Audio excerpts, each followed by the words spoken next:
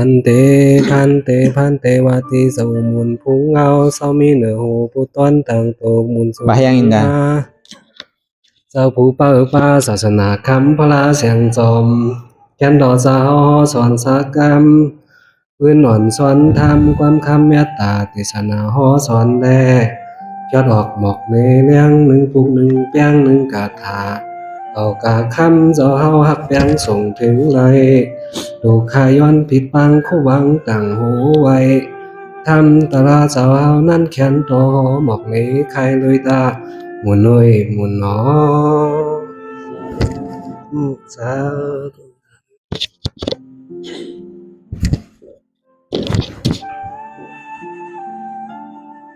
นะโมตัสสะภะคะวะโตอะระหะโตอะนะตวาติโนโกตโมสัมมานัสสะในปางตลาโปรแกรมทนหนึ่งในวันที่11เดิน4คืนมาวันละอยู่13คำปีพุทธศาสนา2หิง5ปาก68ว่าปีใต้2หิงปลายปาก19นี้ปีก็จ่าหิง3ปาก86คู่ปีคีดวันที่11เดือน3ปี2หิง25ในก็เป็นปางสร้างด้วยกรรมตลาเอาตั้งแต่วันที่1ต่อถึงวันที่11ในเดือน3ในโปรแกรมทนหนึ่งที่วัดป่าอนาตาวิปัสสนากรรมฐานทำป่องวันนายเยืองหน้าศาลเจเวียงสีเสียงเจตอนตนตีเมืองไตประจันในก็เป็นเดียนเย้าตัวดีงามกว่าอย่างเบอร์นั้นในวันเหมือนในก็เข้าที่ได้มาปิดปางตลาเฮากว่าในวันเหมือนในก็เบอร์นั้นในแหละเดียนเฮาได้เฮ็ดมาพร้อมเสียงเพียงปากกันเป็นน้ำหนึ่งใจเหลียวกันลูกตีไก่ไปดียาวมาตั้งห้องก็มาตั้งโต๊ะก็มาตั้งจานก็มาตั้งออกก็มาเนี่ยมาพร้อมโฮมกันโดยเช่นนั้นไหนตะกาเขากูวันกูเมืองเย่าก็ตะกาในวันนายเยิงตะกาในวันนาปวงเขาเนี่ยก็พร้อมเสียงเพียงปากกันเนี่ยเขาเลยมาห้างแฮนที่ได้มาเป็นปางตลาโปรแกรมทนหนึ่งในก็บอกว่าอตินิมิกในปีในแรกก็เข้มอยู่ก็เบอร์หังในเขามาเปิดในปีในก็มี60ปลาย70ก็เบอร์นั้นในแหละก็เป็นเตียนดีหัวมุมจมหาดีว่าหาที่สุดมันมีการตลาในเขาหาก็ได้เฮ็ดเย้าก็การวิทยาวิจารณ์นี่ก็หนุ่มหายใจยิงเขาในก็เลยเอามาเลยมาหันเลยมาเฮ็ดเลยมาจอยเฮ็ดวิทยาวิจารณ์มาจอยแถมแห้งศาสนาพุทธคำพระเป็นเจ้าเฮาเย้าก็ตะกะก็มีออกเขาตีซ้ำในก็เลยมาจอยเฮ็ดซุ่มเฮ็ดสังเลยสังกูเจอกูลองโดยเช่นนั้นก้าในซ้ำในมาหลูกเขาซ้อมพักซ้อมจ้างงาเปตุ่มไม้นั่นน่ะนกจอกเป้แหลมค่านั่นน่ะเนาะมีเอาตามเจตนาเฮาว่าก็พอเย้าตัวหลิงงามกว่าในปอกกำทุนหนึ่งในปีในก็ปางตลาใหญ่ในเฮาที่มีปีใดหนึ่งปอกแค่ก็เบอร์นั้นไหนลายผ่ายลายป้ายมันพร้อมโฮมกันก่อนมันจะดีเป็นปางตลาอะไรหนึ่งดองตีอยู่ด้านเศร้าก็ป้อมกึศดื้อเศร้านั่นน่ะก็ถึงพอวันเปิดมานั่นขึ้นไหลก็เฮาก็อ่อนกันเฮ็ดต่อถึงพ่อเย้าตีอยู่ด้านเศร้าย่อกี่ก็ป้อมป้อนั่นน่ะพอปีที่มาเนี่ยหลวงหันแห้งไม่ดีๆเนาะมันติดนำเลยในทางนั้นน่ะปีที่มาหันดีขึ้นเลยในทางคือมันเฮิงเปิ้งใสกว่าอันนี้ก็ปึงอินเดเซตกาในวันในโขงเฮานั่นหนังเก่าเฮาเปลี่ยนไรมอกคันในก็หาที่ว่ามันเมียเฮายังเฮ็ดไรเปลี่ยนไรนี่ก็เป็นกู้โสของเฮาลูกหลานเฮาก็ไรมาพึงมาเห็นหูเอาลองปีน้องตั้งกงตั้งไก่ในไรมาทบไรมาพูดจักมืดเกยกันเพิ่นเฮาว่าเป็นอ้อยก็ธรรมะมีสวยดีกันก็เบอร์นั้นไหนหลายเจอหลายลองเมื่อหนังปอกกูจะเต้งเขาไม่ออกนั่งมีออกมีเขามาเน้นสีเขาในก็เขาก็เป็นแห้งฐานใจเขาเพราะอะไรไหวไรวัดมาต่อถึงเพราะเป็นวัดอันตีถูกต้องตามอุปติกฎหมายเขาก็ตีในทางห่างในเหตุการณ์ศาสนาแล้วมันปกติเลยเฮืองเปิ้งใสกว่าในวันในโขงเขาในวันในเมืองเขานั่น อันนี้ก็อย่าไปอ่อนกันหลงลืมเนาะกูเจอกูลองมันมีจื่อจังจอยกันจื่อก็จอยนั่นน่ะจังให้เบียวิจ้าก็จอยอันมีแห้งก็จอยโตอันมีชอบก็จอยชอบอันมีใจก็อนุโมทนาจอมอันมีโอกจากพวกของเงินคำเนี่ยก็จอยดูตาให้เขาซ้อมพักซ้อมก็เบอร์บ่มีก้นนางมันมีก้นดูว่ามันจังนางหนังเก่ามีพร้อมกันเสียงอยู่เนี่ยเพราะมันมีก้นมาเปิดปังตะล่ามมีก้นมาฮอเนี่ยก็ซ้ำจังให้จื่อหนังเก่าก็เบอร์นั้นในปอกกำในก็เลยว่ามันเต็มทนดีๆงามๆกูเจอกูลองลองเหตุการณ์ตะล่าเฮาเนี่ยก็เป็นอันกัดเย็นเต้ๆเนี่ยทาตะล่าก็ไหลก้นนั้นก็ยุ่มว่าไหลน้ำเต้ๆอยู่เมื่อนังก้นในวันในโขงเฮาได้สั่งเมื่อนังแต่ก็เขาลูกดีไกลไปนี่ยาวมาได้มาหาได้มาทบตะล่านั่นเนี่ยก็เป็นนำต้อนพรดีตั้งนำเมื่อนังเจ้าสังขายาเขาเนี่ยก็ได้มาจ้างตื้อกำตะล่าเนี่ยก็เป็นอันดีไวดีชาเป็นอันดีหยุ่มย้ำปีนอันดีโก้ไก่เป็นตีอันเขากินข้าวตะกาก็มันซุ่มนังเก่าตะกาเขาได้หลูต้านเนี่ยก็ตะกาเขามันซุ่มนังเก่าได้กู้โสเหมือนกันอ่ะตะกาเขาก็ได้กู้โสเจ้าสังขายาเขาก็ได้กู้โสเหมือนกันอ่ะมันดีดูดีไวดีชาน่ะเพราะบนนั้นเพราะเขาปั่นแห้งปูนตาโกนันเฮ็ดเต้เนี่ยก็มันตีเฮิงเปิ้งใสกว่าในศาสนาพุทธะคัมภลาเป็นเสาเนี่ยมันใจว่าเจ้าสังขายานํเลยว่าเป็นเฮิงเปิ้งใสเหมือนใจอันลำลองเนี่ยมันโดดเหตุการณ์ตะลานั่นน่ะเนาะการศาสนาพุทธะคัมภลาเป็นเสาเนี่ยมันมี2เปิงก็แล้วขันธ์ธาตุทุลาและวิปัสสนาทุลาว่ะขันธ์ธาตุทุลาในติไรเฮ็ดเอาปริยัตินั่นน่ะวิปัสสนาทุลานั่นเนี่ยก็ซ้ำติไรจ้างด้วยกรรมตะล่าคือพอออกป้นม่นรอดไรนั่นน่ะก็เพิ่นนั้นตานเท่าตีเป็นมา1ปล่อย1งานในก็ง่ายๆเพราะมันเป็นน้ำ1ใส่เหลวกันพร้อมเสียงเปียงปากกันในเต้ก็ตาดีเป็นมาต่อถึงพอถึง11วันเนี่ยง่ายๆลงเลี้ยงดูร่วมลาวิยาวิจ้าเขาก็ตีเลยตื่นเจ้าตีเลยหางแห่นไว้มือผูกตีเลี้ยงสังเนี่ยเขาก็หลววนไว้เอาอันนี้ก็เป็นตีลองยองย่อแต่เป็นตีสาธุอนุโมทนาจอมเตะลองวิยาวิจ้าเขาหนุ่มหายใจยิ่งเขาโปเฮินหนุ่มเมเฮินหนุ่มเขาเนี่ยตีแล้วมาจอยเฮลียวิจาเลยสังเหมือนหนังตะกาเขาเลยได้มาเหตุการณ์ตะลานั่นเลยสังหนังอันเท่าเจ้าสังขายาหันทั้งหมดทั้งสิ่งก็ซ้ำได้มาอ่อนโหโทนาทางเลยสังอันนี้ก็บอกว่าเขาเลยเต็มทนดีงามเยอะก็เบอร์นั้นในปังตะลาเขาในชีวิตวันเนี่ยก็เลยว่ามันเต็มทนดีงามกับกูเจอกูลองกูเปิงอ่ะ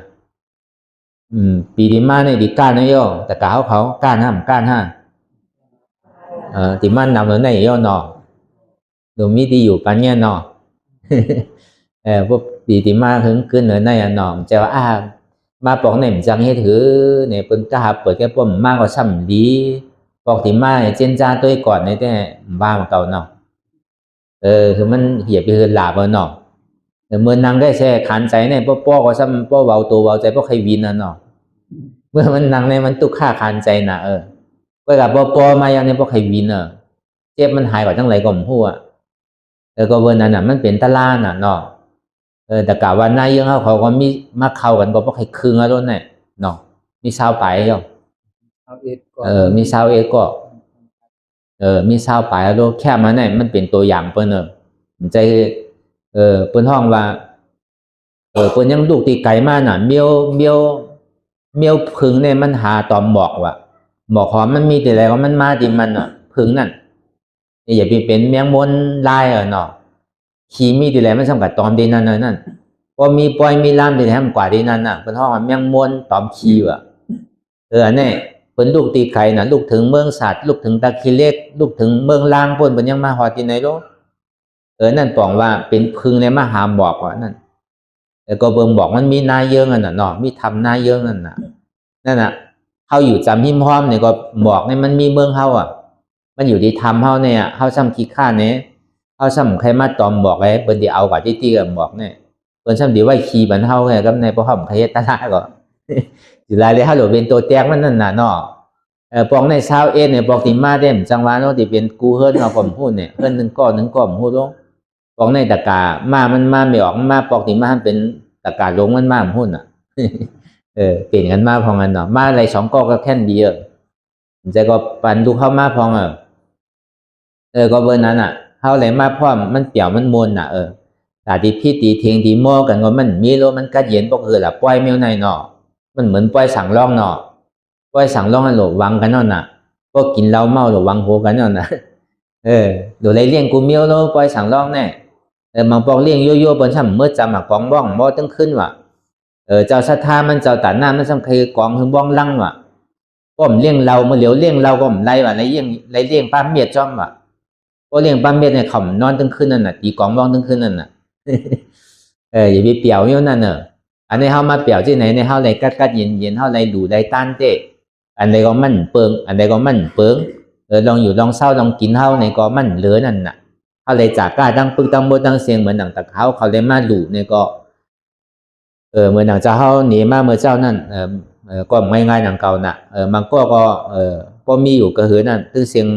มีเป็นปากปลายเอาเนี่ยก็เขาก็ยังเงินเหลืออยู่เนาะก็เหลือมากก็ถูกที่เฮ็ดกุดตองก็เฮ็ดเก็บไว้โคไว้เลี้ยงเขาตั้งหลังพลานเนี่ยเฮ็ดไว้ก็เนี่ยก็บอกมาตะกาเขาเลยมาดูในปอกปังตะลากำในเนี่ยมันจะว่าดูตาเขาไว้อันใจสอยในวัดในว่าเขาจะไหนเลยดูเชียงอันไรมันขาดก็มันยังตึกขาดนำน่ะในวัดในว่าเขาในอันไรก็ดีใจดีสอยลงบอกมาเขาดูตานเจอมันดีไรตานตัวนั่นน่ะเนาะอันนี้จะเขาก็ว่าค้านหนังเก่าดีไรดูที่นั่นที่ไหนนั่นเนี่ยมันเป็นลองตั้งสุกชักนั่นน่ะเขาว่าลองชินลองป้อนก็เขาย้อนปอกเนื้อก็เย้าใจหลุดย้อนกูวันน่ะก็ถึงเมื่อปังตะลายเขาก็ป้วนแต่ก็เย้ามันง่ายดีในสุกชักก็เบอร์นั้นเนี่ยเขาไม่ให้การตาลาก็เขาถางทางไรเฮ็ดป้อมเป็นนั้นเนี่ยบางปอกบางก้อนเนี่ยเขาปางเงินมาเนี่ยอันนี้ก็ดูอันนี้ก็ดูเนี่ยปอกกับขึ้นเงินป้อมมีก็มีไว้ ดูว่าอย่าไปดูป้นเตียนเนาะเก็บเงินปอกกับพองทีนี้เขากลัวเป็นเช่นนั้นเลยเขาว่าคือมันโดมเป็นตีอยู่ที่เดี๋ยวนั้นเขาเลยดูเขาซ้อมพักซ้อมเนี่ยก็คือพอเป็นทีหมายต้องเข้าไว้กูก้นดู10,000ก็ดี20,000100,000ก็ดี200,000ก็ดีให้เป็นทีหมายต้องเข้าไว้นั่นน่ะปังตะลาปอกกำทุนหนึ่งนั่นอยู่รายการใจจ่ายเขาก็นำไว้ในปีไหนแต่ก็เบยยังก็เขาย่ำไปมีเขากัดซื้ออะไรก็เขาเลยเอามาซื้อใจนั่นแหละวัดว่าภาษาเขาก็หามาเตะตังใหม่ก็รู้เมื่อจะเขามาเปิดมาเขาทำนั่นก็เมื่อปี2020เท่าน่ะมาป่นตัวเองบอก2-3 ปี4 ปีนี่แกน่ะย่ำไปถึง5 ปีเท่าน่ะ4 ปีนี่แกเมื่อปี2021นั่นน่ะเนาะเมื่อไหวออกหวานนั่นน่ะเขามาจ่าติร้อยๆนั่นต่อถึงพอมาถึงวันเมื่อเดียวเนี่ยก็เลยว่าการนั้นเท่านั้นแต่ที่ปิ้วศาสนาการนั้นหนังอันก้นวันก้นคงเขาพอดีเป็นน้ำหนึ่งใจเลียวกันพอดีพร้อมเสียงเป้งปากกันอันนี้มันดีพร้อมกันอยู่เนี่ยพร้อมกันกินกันหลู่กันต้านเนาะพร้อมกันเฮ็ดกายากู้โสโลอันนี้ดีพร้อมกันอยู่เมียวที่ไหนได้อ่อนกันเฮ็ดดีอยู่เมียวลองตั้งตู้จะเลือกลองการนำดีเนี่ยมันดีพร้อมกัน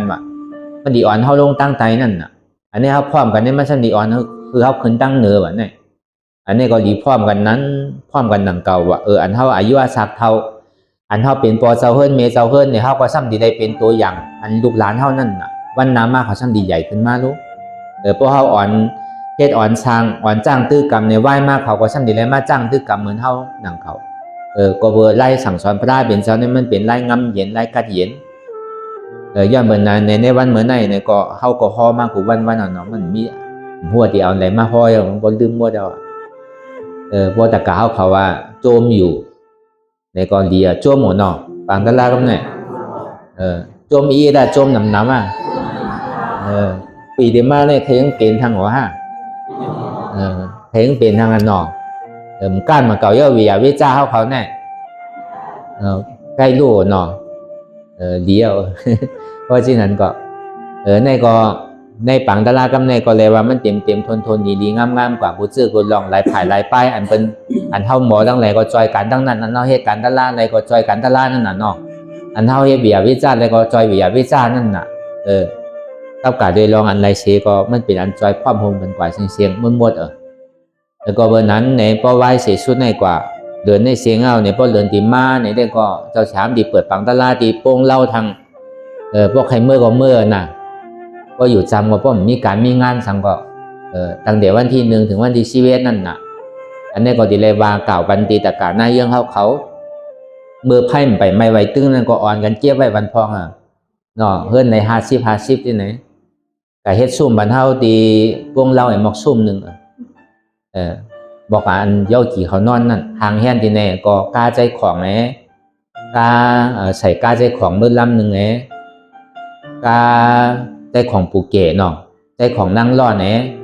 ยาวกว่าลุงจริงไหน เจ้าก็กล้าไปทางนั้นดุงอย่างนั้นดุงทุนเนาะดุงทุนมีกล้าแต่หนาแล้วเนาะดุงทุนเนาะเอาหางแห่นกันเมื่อก็ไม่ที่ปุ่นมันมีไม่มีก็มันใจกันไรก็ดูขามไว้เมื่อหางแห่นปันปอฮาที่ปุ่นเนี่ยมันมีตะกาโล